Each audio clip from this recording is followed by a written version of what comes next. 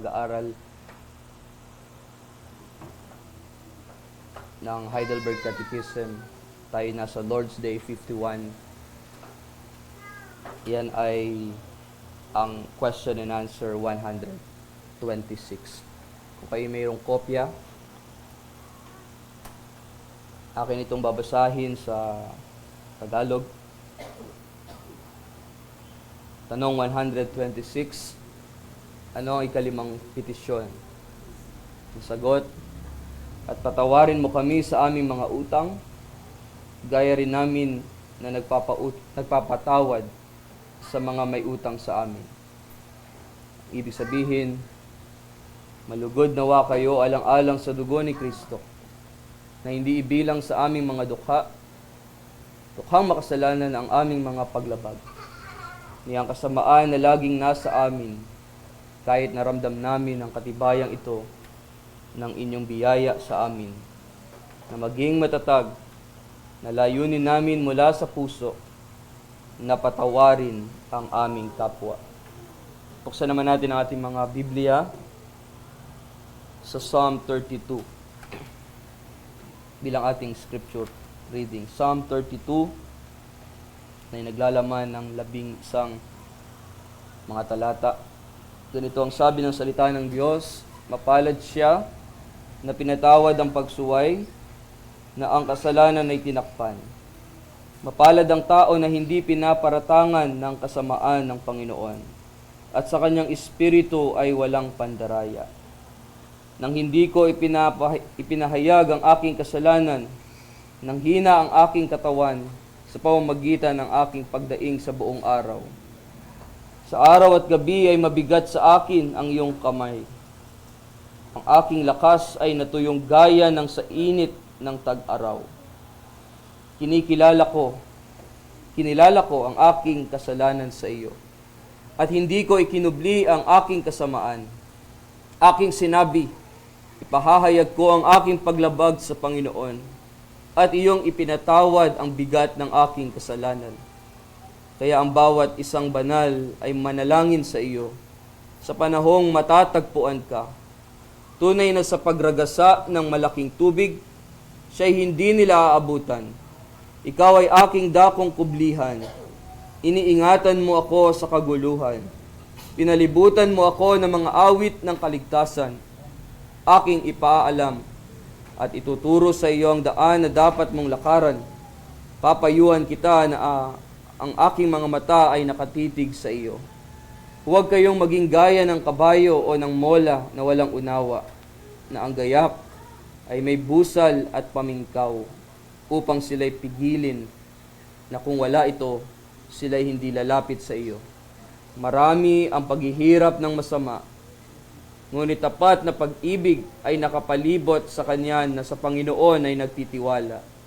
Magsaya kayo sa Panginoon at magalak kayong matutuwid, at sumigaw sa kagalakan kayong lahat na matutuwid sa puso. Mga minamahal na kapatid sa ating Panginoong Jesucristo, pagdating sa kagalakan ng pagpapatawad, mayroong dalawang bagay na tila nagbabanta na agawin ang kagalakang iyon. Yung ma-experience mo ang pagpapatawad ng ating Panginoon sa pamamagitan ni Jesucristo ay tunay na napakalaking ligaya o kasiyahan niyon. Nga lang, mayroong dalawang tila umaagaw sa atin sa galak na iyon. Ang una, ang hirap maramdaman na tayo'y napatawad na, lalo na kung malaki ang ating kasalanan, o ito'y nagdulot ng matinding sakit o pinsala sa mga taong mahal natin. At ang pangalawa, ang hirap nating magbigay ng pagpapatawad sa iba. Nakakaramdam tayo ng miserableng damdamin dahil sa ating sariling mga kasalanan at maling nagawa sa nakaraan. Maaring nasabi mo na kahit na kayang patawarin ako ng Diyos at kahit sabihin ng iba na pinatawad nila ako, hindi ko kayang patawarin ang sarili ko dahil sa ginawa kong kasalanan.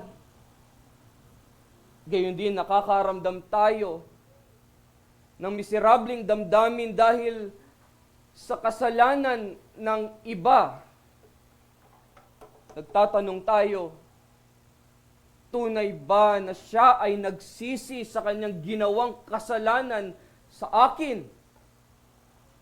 Naiintindihan ba niya kung gaano ako nasaktan dahil sa lahat ng kanyang nasabi, sa lahat ng kanyang ginawa na masama sa akin? Nahihirapan akong buuin muli ang aming relasyon, maging maayos ang aming ugnayan. Paano ko pa iisipin ang pagpapatawad sa Kanya dahil sa Kanyang mga ginawa? Dito sa Lord's Prayer, ini-encourage tayo o hinihikayat tayo mismo ng ating Panginoong Hesukristo na ating pagsamahin ang dalawang bagay na ito, ang ating kapatawaran at ang pagpapatawad na ibinibigay natin sa iba, sa may sala, sa nagkasala sa atin. Hinihikayat niya tayong isama ang mga ito sa ating panalangin sa tuwing tayo'y mananalangin. Ama namin na nasa langit, patawarin mo kami sa aming mga utang. Gaya rin namin na nagpapatawad sa mga may utang sa amin. Mga kapatid, ito ang mabuting balita tungkol sa panalangin para sa pagpapatawad. At sa paksang ang kagalakan ng kapatawaran, bibigyan din natin ang dalawang punto. Ang una, ang mapatawad. Pangalawa, ang magpatawad. Tunghayan natin ang una, ang mapatawad. Kapag tayo ay nagkakasala, nakakapagdulot tayo ng pinsala o ng sakit.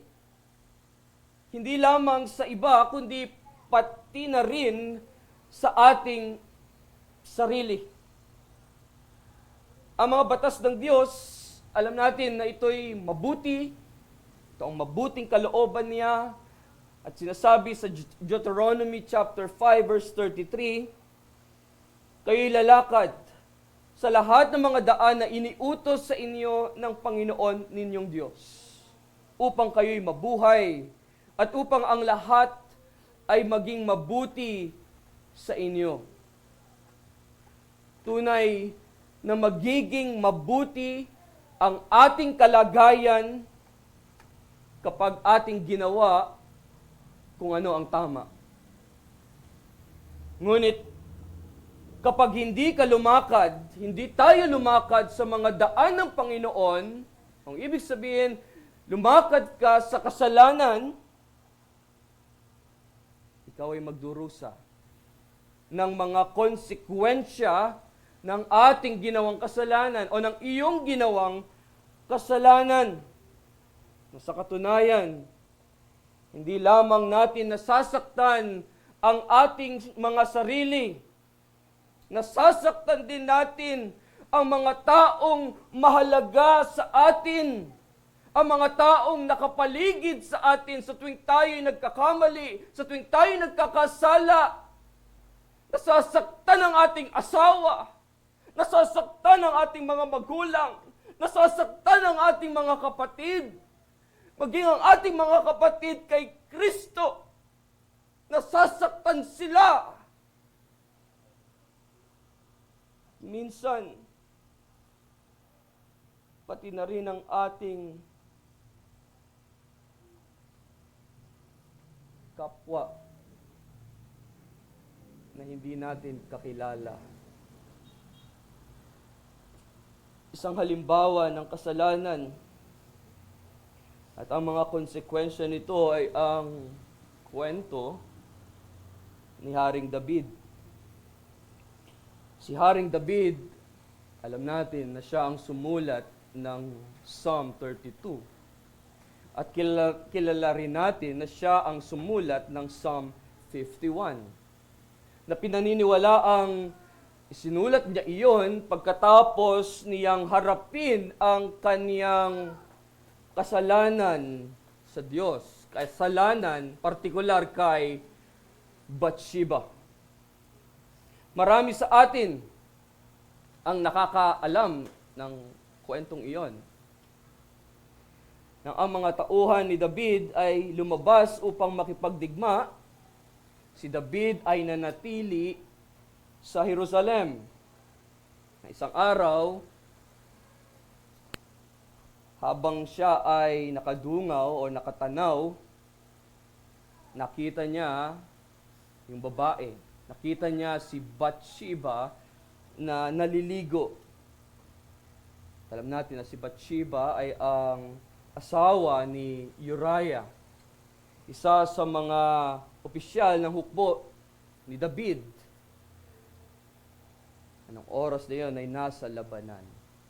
Nais ni David si Bathsheba para sa kanyang sarili. Kaya ginawa niya ay pinatawag niya ito sa kanyang palasyo at nang dumating ito, si David ay nagkasala ng pangangalo niya.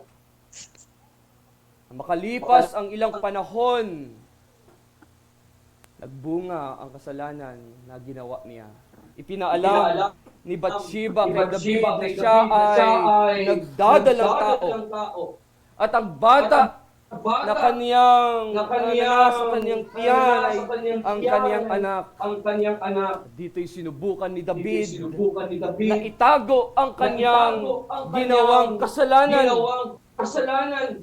Ngunit alam natin na siya'y nabigo.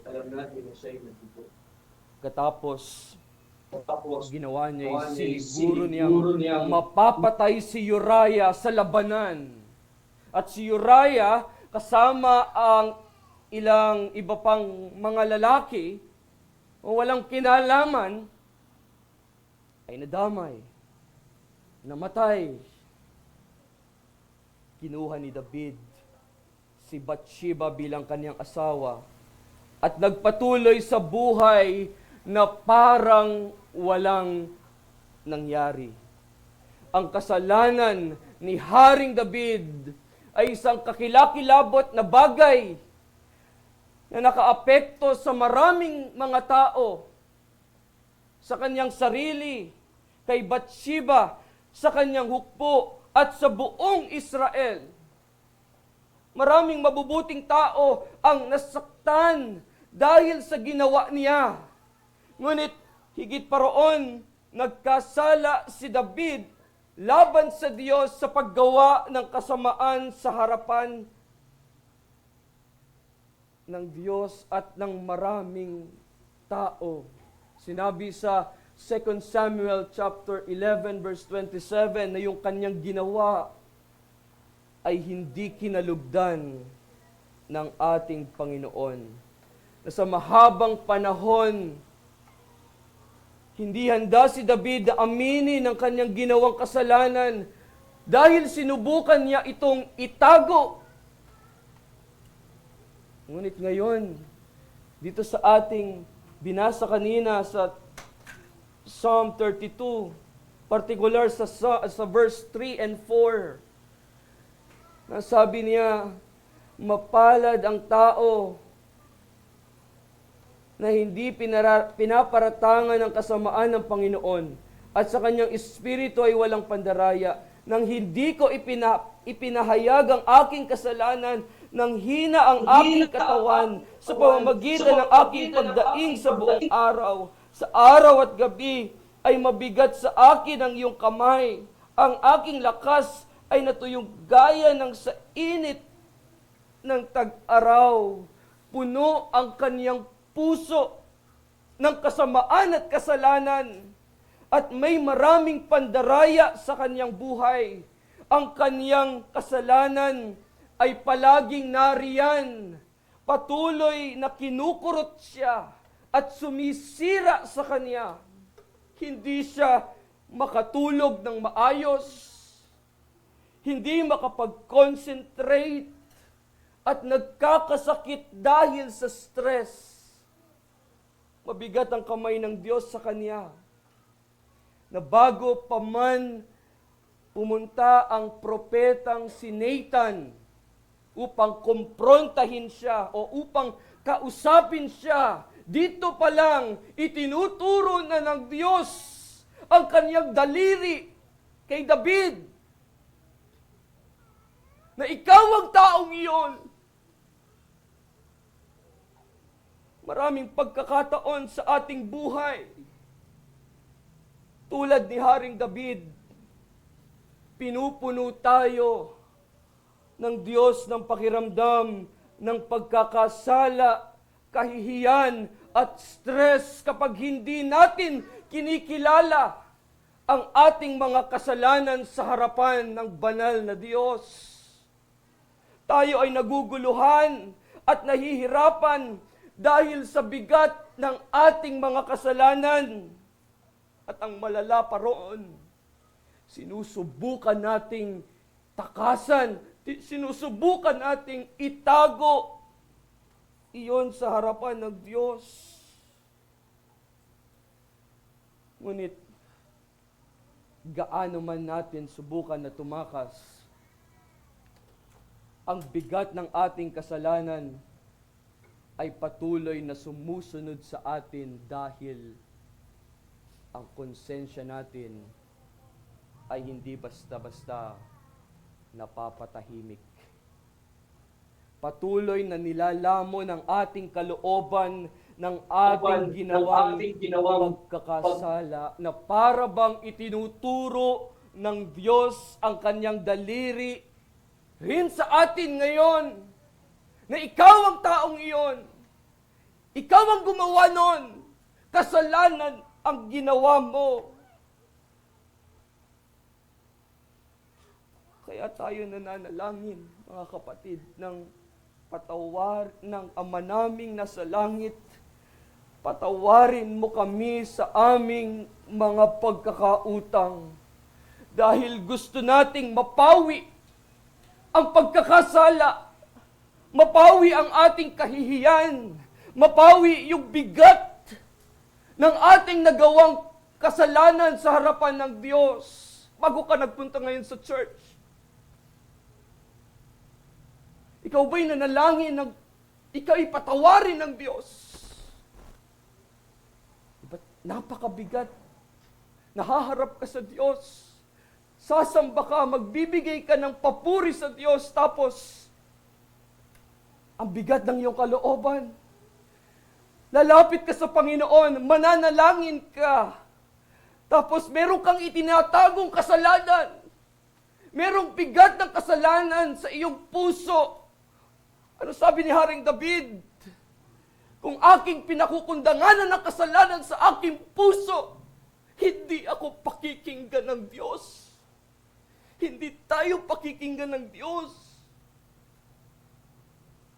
Kung meron tayong itinatagong kasalanan sa ating mga puso, maraming tao ang nagpapayo na kalimutan na lamang ang nakaraan. Mag-move on. At patawarin ang sarili. Ngunit ang tanong, paano mo mapapatawad ang iyong sarili sa iyong mga ginawang kasalanan? Kaya ba nating mapatawad ang ating sarili? Ang sagot ay hindi. Maaaring subukan mong bayaran. Ngunit hindi yan sapat. Maaari mong ituwid ang iyong nagawa. Ngunit hindi ito tunay na makakatanggal ng kasalanan. Bawat kasalanan, bago ito maging kasalanan sa tao, ay una munang kasalanan laban sa Diyos. Hindi maaaring itago o bayaran ng ating sariling pagsusumikap ang ating mga nagawang kasalanan sa harapan ng Diyos. Sa halip, sabi pa nga ng ating confession, ng Heidelberg Catechism, na yung ating mga kasalanan ay lumalaki, nadaragdagan, araw-araw. Kaya paano mapapawi ang bigat ng nagawa nating kasalanan? Ang kahihiyan, ang pagkakasala, ang sagot ay lumapit tayo sa Diyos at tayo manalangin.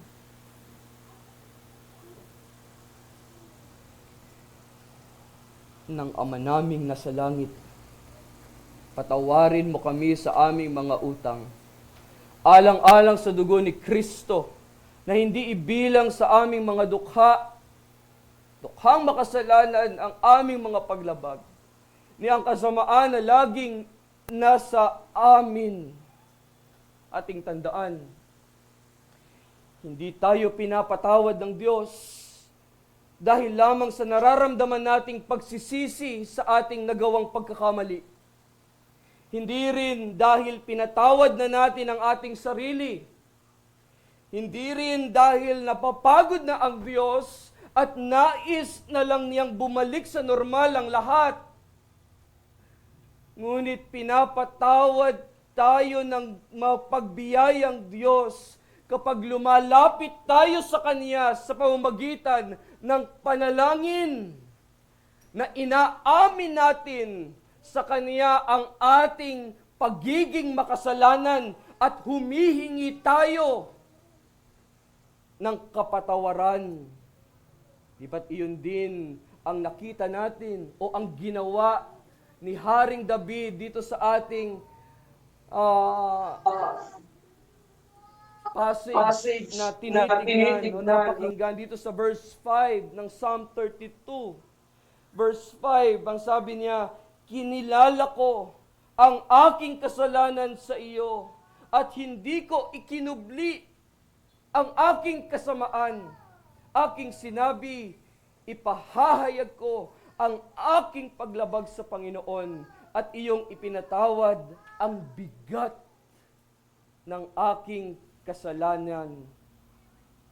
Na kapag tayo ay huminto sa pagtatangka na takpan ng ating mga kasalanan at ating ipahahayag iyon ng may katapatan sa harapan ng Diyos, tayo patatawarin. Ito ang dahilan kung bakit dumating at namatay ang ating Panginoong Hesukristo doon sa krus ng Kalbaryo.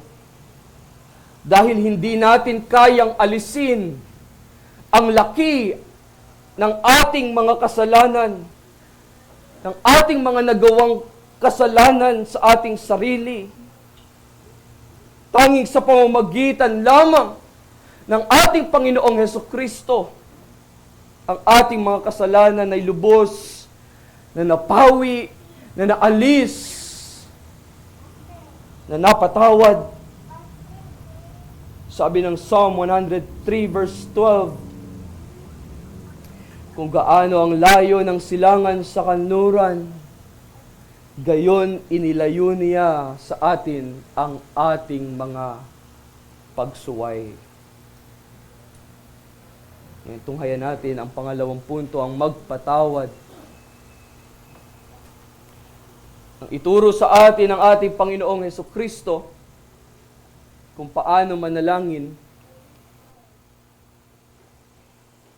idinagdag niya sa panalangin ito, at patawarin mo kami sa aming mga utang, gaya rin namin na nagpapatawad sa mga nagkakautang sa amin. Sa lahat ng itinuro ni Kristo sa atin tungkol sa panalangin, ito lang ang binanggit niyang muli doon sa Matthew chapter 6. At kung titignan natin sa verse 14 and verse 15, ang sabi niya roon, sapagkat kung pinatatawad ninyo ang mga tao sa kanilang mga kasalanan, patatawarin din naman kayo ng inyong Ama na nasa langit. Ngunit kung hindi ninyo pinatatawad ang mga tao sa kanilang mga kasalanan, hindi rin naman kayo patatawarin ng inyong Ama sa inyong mga kasalanan. Ang totoo niyan, madali ang humiling ng kapatawaran.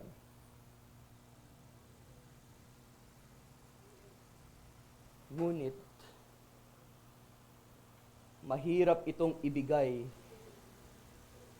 kasi ang natural na tugon natin bilang tao o bilang isang makasalanan ay ang tumangging magpatawad.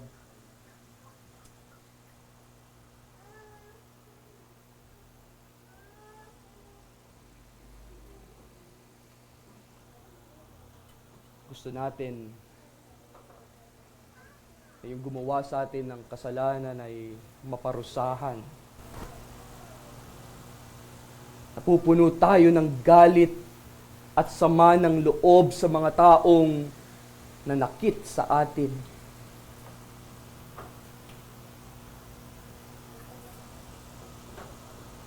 Ngayon ang tanong, paano natin mahahanap sa ating mga sarili ang maging mapagpatawad sa kapwa?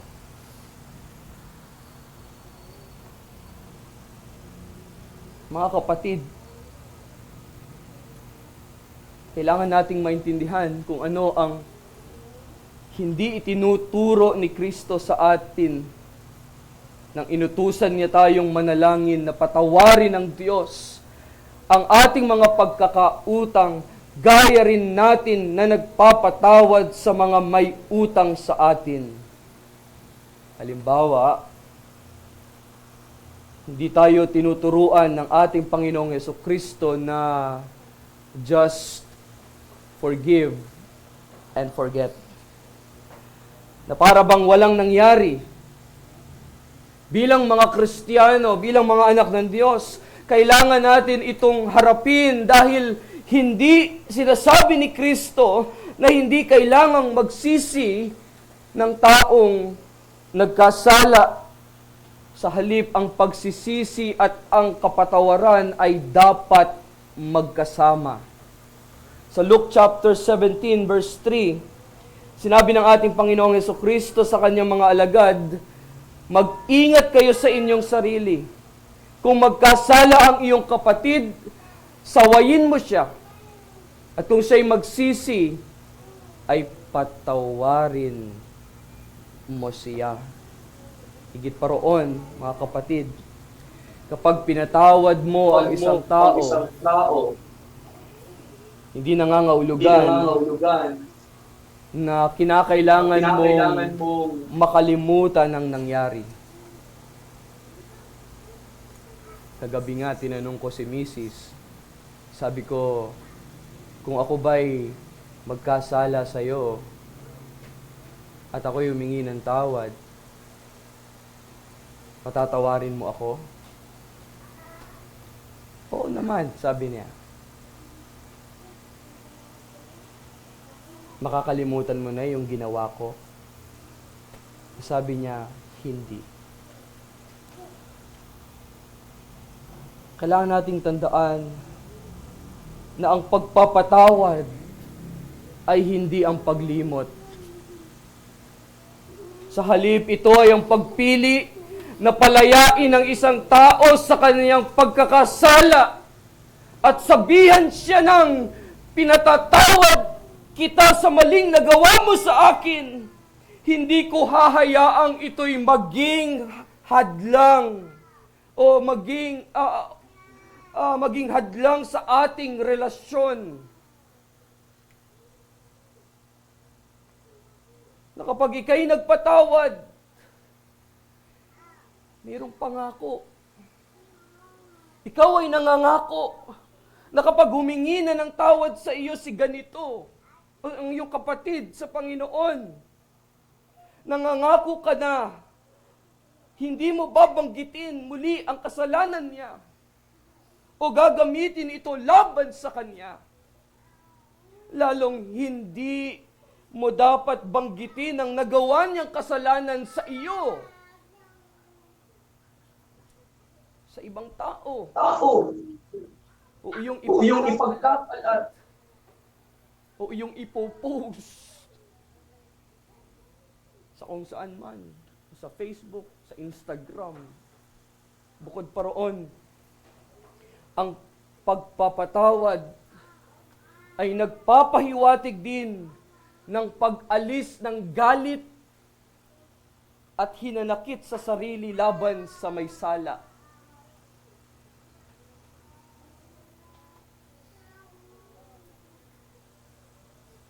Oo, pwede mong sabihin sa akin na, Pastor, hindi mo kasi alam nangyari. Hindi mo kasi alam yung laki o bigat ng kasalanan ginawa niyan sa akin eh. Kapatid, totoo naman eh, na napakahirap magpatawad. Kaya kailangan natin ng tulong ng Diyos. Kailangan natin ng biyaya ng Diyos para magawa natin kung ano ang nararapat, kung ano ang tama, na tayo'y magpatawad sa ating kapwa. Itinuturo sa atin ang Biblia ay ang kagalakan ng kapatawaran, pati na rin ang pagpapatawad sa iba. At dahil tayo'y pinatawad na sa ating mga kasalanan, nahugasan na ng dugo ni Kristo at binago ng Espiritu Santo, tayo'y nagkaroon, mga kapatid, ng bagong puso. At sa makatuwid, masigasig na tayo na magpapatawad sa mga taong nagkasala sa atin. Kaya kapag may nagkasala sa iyo at tila napakahirap magpatawad, alisin mo ang iyong mata at isipan sa kasalanang nagawa laban sa iyo at tumingin ka muna sa ginawa ng Diyos sa iyo dahil kay Kristo.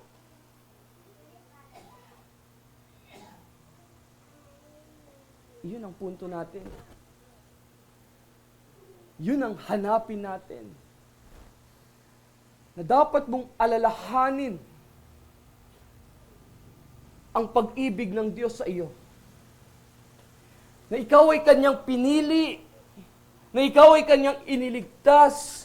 Alalahanin mo kung paano na sa kabila ng laki o dami ng ating kasalanan, ang Diyos na mayaman sa awa, kahit nung tayo'y patay sa ating mga kasalanan, ay nagbigay sa atin ng bagong buhay kay Kristo upang maipakita niya ang napakasaganang kayamanan ng kanyang biyaya at kabutihan sa atin kay Kristo Jesus. Kapag nauunawaan natin, nakita natin, talagang nakita natin, talagang naunawaan natin ang buong biyaya at pag-ibig na ipinakita sa atin ng Diyos sa pamamagitan ni Hesukristo, nagiging masigasig tayong magpatawad sa ating kapwa.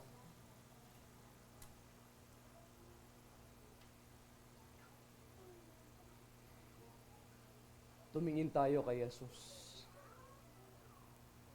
Ang kanyang pagtitiis sa kamay ng mga makasalanan.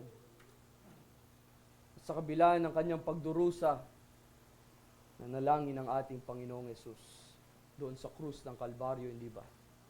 Ng Ama, patawarin mo sila. Tumungo tayo kay Jesus at tularan ng kanyang pag-ibig na ibinigay niya ang kanyang sarili para sa atin na mga makasalanan.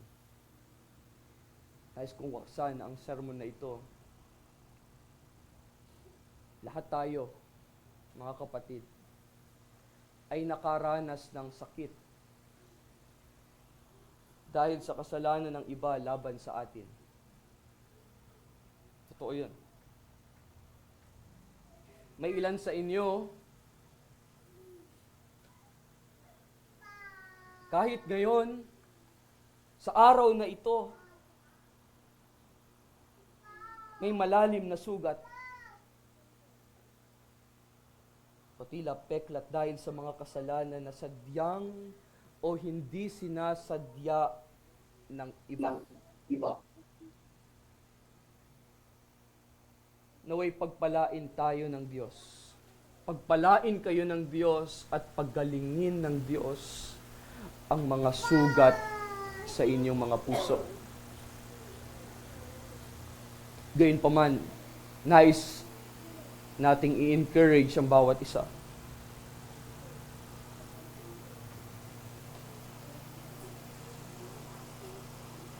Hingin natin sa Diyos. Hingin natin sa Diyos na gamitin yung kasalanang nagawa sa atin upang tayo'y patatagin ng Diyos kay Kristo. Manalangin tayo na gamitin niya ang sakit at kasalanan upang ilayo ang ating atensyon mula sa sugat at ating ituon ang ating tingin kay Jesus na nagbigay ng kanyang sarili, na kanyang inialay ang kanyang buhay para sa atin. At tayo'y nabiyayaan ng kapatawaran. O anong ligaya ang natamo natin mula sa Diyos, ang pagpapatawad. Pag may nagkasala sa atin, hindi puot at galit agad. Oo, given yun, nandoon yun, pero alalahanin natin ang ginawa para sa atin ni Kristo. Para maibigay natin ang pagpapatawad sa iba. Amen. Tayo manalangin sa Diyos. Ama naming nasa langit, sambahin nawa ang pangalan mo. Dumating nawa ang kaharian mo. Masunod nawa ang kalooban mo, kung paano sa langit, gayon din naman sa lupa. Bigyan mo kami ngayon ng aming pagkain sa araw-araw at patawarin mo kami sa aming mga utang. Gaya rin namin na nagpapatawad sa mga may utang sa amin. Malugod nawa kayo alang-alang sa dugo ni Kristo, na hindi ibilang sa aming mga dukhang makasalanan ang aming mga paglabag, ni ang kasamaan na laging nasa amin, kahit naramdam namin ang katibayang ito ng inyong biyaya sa amin. Na maging matatag na layunin namin mula sa puso, na patawarin ang aming kapwa. Nawa ang sakit at malalim na sugat na idinulot sa amin ng kasalanan ng iba ay hindi magdulot sa amin ng kapaitan, ng galit, ng puot. Sa halip, sa pamamagitan ng iyong Espiritu, itutok mo ang aming tingin kay Hesus Kristo at makita namin ng may bagong mga mata ang kapatawarang ipinagkaloob mo sa amin ng mga makasalanan. At sa pamamagitan ng kapangyarihan ng iyong banal na Espiritu, punuin mo po kami ng parehong biyaya na ipinakita mo sa amin sa pamamagitan ni Kristo, upang kami rin ay makatanggap ng biyaya ng pagpapatawad sa mga nagkasala laban sa amin. Ito po ang aming panalangin sa pangalan ni Jesus. Amen.